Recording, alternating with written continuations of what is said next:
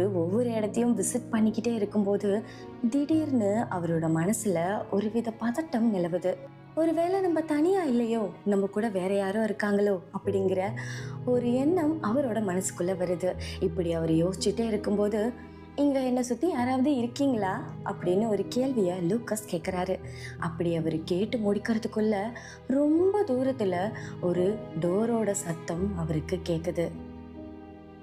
அந்த சத்தத்தை கேட்டு அந்த சத்தம் அந்த பக்கமா நோக்கி நடக்கிறாரு லூக்கஸ். கண்டிப்பா அந்த கதவு காத்துல தான் ஆடி இருக்கும், வேற எதுவும் இருக்காது, நம்ம பயப்படக்கூடாது அப்படின்னு அவருக்கே தைரியம் சொல்லிக்கிட்டு அந்த டோர் சத்தம் வந்த இடத்துக்கு வேகமா ஓடி போறாரு. அந்த இடத்துல போய் பார்த்தா அங்க ஒண்ணுமே இல்லை.